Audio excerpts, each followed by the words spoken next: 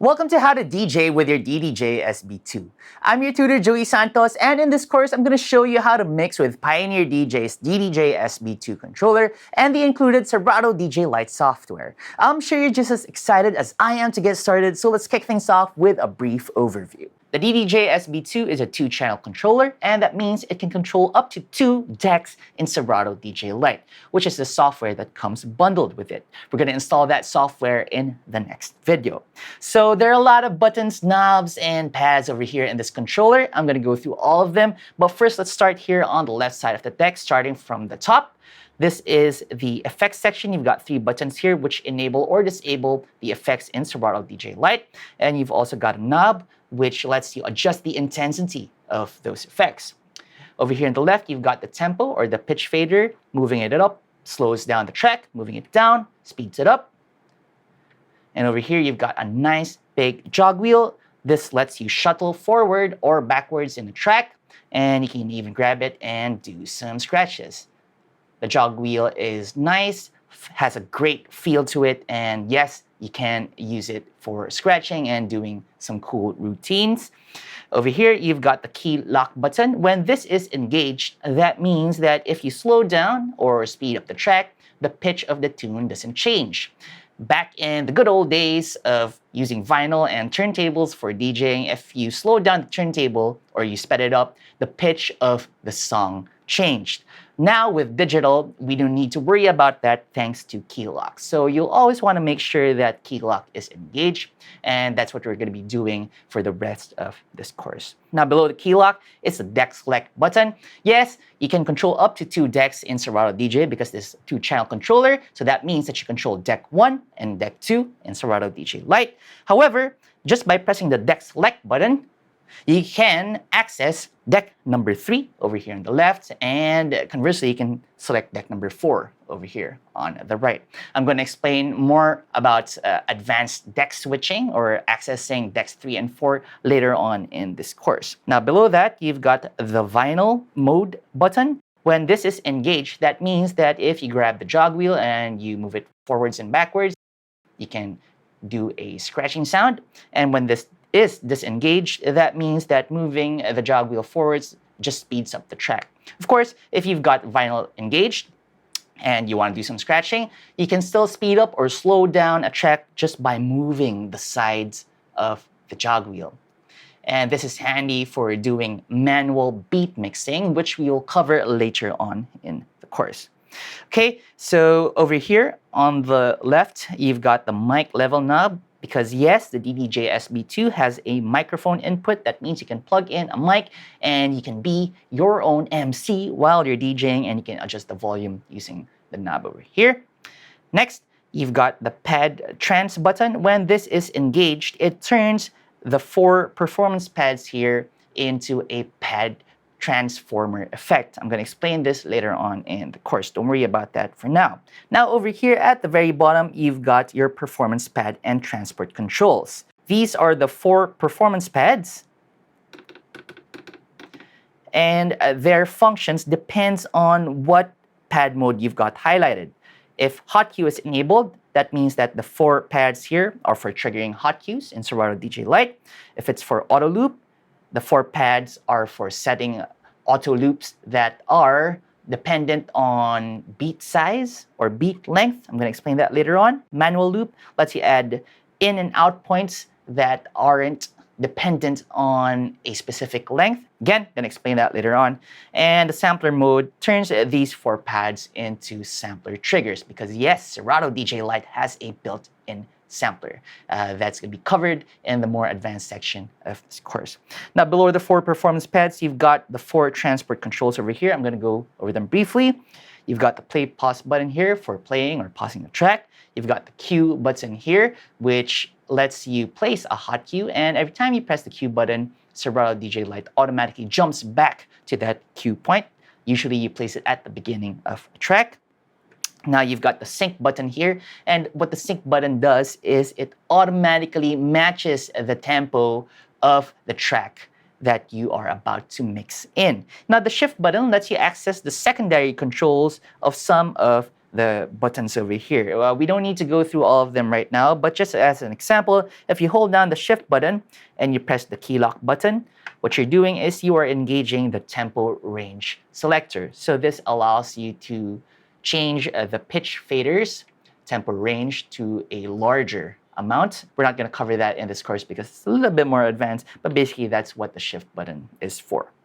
Cool. So now that we're done with the left deck, let's have a look at the right. As you can see, it is basically a mirror image of the left deck, and you're going to find like all of the buttons to be the same. I just want to point out that the deck select button here accesses deck number 4 because this is deck number 2 in Serato DJ Lite. So pressing the deck select button access deck number 4. Right, cool. So that's it for the left and the right. Now let's move on over to the center of the unit. Over here at the top, you've got the 2 load buttons and a browse knob. Basically what the browse knob does is it lets you go through your playlists or crates in Serato DJ Lite as well as your tracks. I'm going to explain how this works later on. And the load buttons lets you load those tracks over onto the left deck by pressing the left button, or the right deck by pressing the right button. This is cool, so you don't have to reach for your laptop and, take your hands off your controller if you just want to load a deck. You've got the controls for that over here on the face of the unit. Now, below that, you've got the master level knob, which lets you adjust how loud the volume is going out of the main speakers. And over here, you've got the headphone mix. And the headphone mix lets you hear a blend of what's coming through the headphones. If you move it fully anti-clockwise, you're just going to hear what's coming out of the headphone cue mix. Basically, that means that if you are queuing up the next song, let's say you're trying to look for another track to play and you want to hear how it sounds like, you want to preview it, you want to drop like a hot cue or something like that, you move the headphone mix knob and then you press the cue button over here, depending on which deck you'd want to hear in the headphones. I'm going to explain this later on. Now, if you move this fully clockwise, that means it's going to be set to master and you are only going to be hearing what's coming out of the speakers, and you're going to hear that in your headphones. Usually while you're mixing, you're going to want to set this somewhere in the middle, so you hear a mix of both what's coming out of the speakers and also what's in the headphone cue. Again, I'm going to explain this later on, so don't worry about that just yet. Below that, you've got the headphones level knob, so this dictates, or this lets you adjust the volume of your headphones. Don't set it all the way clockwise because that's gonna ruin your hearing. Just be careful and set a nice, decent level, just enough so you hear what you're queuing up next or what's playing. Right, and let's move over here on these 3 knobs, or these 4 knobs rather. This is the trim pot. This is for the left deck. This one's for the right deck. Trim pot lets you adjust the gain of a track. So sometimes there are some tracks that are louder than others. You can use this to fine-tune that gain. And then below that, you've got a 3-band EQ, high, mids, and low. The highs lets you adjust the treble. The mids lets you adjust the mid-range. This is usually where you'd find vocals, snare drums, synthesizers, and all that stuff. So if you move this fully anti-clockwise, you're gonna find like a little bit of a dip in the musical range. So usually just keep that as is. And below the mids, you've got the lows. This lets you cut out the bass just by moving it fully anti-clockwise, or it lets you boost the bass a little bit. So this is essential when we're going to be doing mixing, just because it helps you achieve a smoother mix so it doesn't sound too woolly or thumpy. I'm going to explain that later. Below the EQ section, you've got a filter knob. Moving it clockwise lets you filter out the low frequencies. Again, this is useful for mixing. And moving it anti-clockwise lets you filter out the high frequencies. So this gives you a duller sound because all of the high-end sizzle is being filtered out of the track. Okay, cool. Now, over here, you've got 2 cue buttons. These are the headphone cues. Remember earlier, I was saying that if you move this knob all the way anti-clockwise, all you're gonna hear is the deck that you've got queued up. So pressing a cue button will enable a track to be sent to your headphones as a headphone cue. So that lets you preview a track. Let's say you're deciding what track to play next and you want to hear it first in your headphones so the audience doesn't hear it coming out of the speakers. You press the cue button there and then you make the necessary adjustments or the song choice.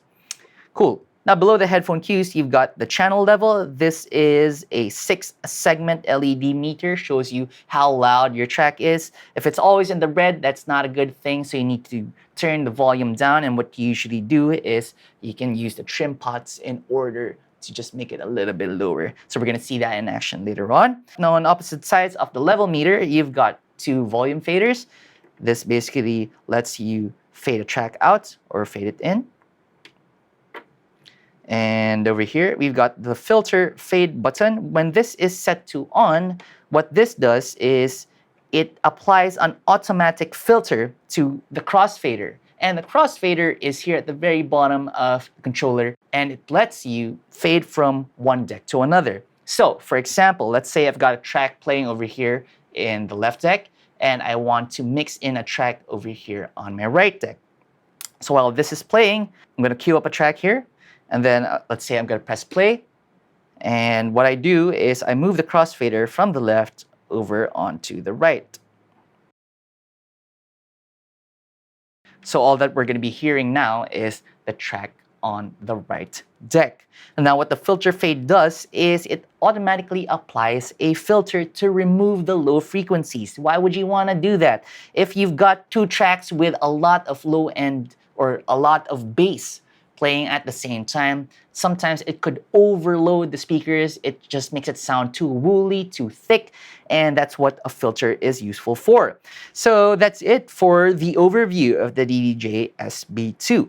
So I just gave you a brief overview of the DDJ-SB2. If you haven't already, have a play with the controls, have a spin on the jog wheels, and get used to the feel of the unit. It's designed to be durable as DJs tend to work their gear really hard.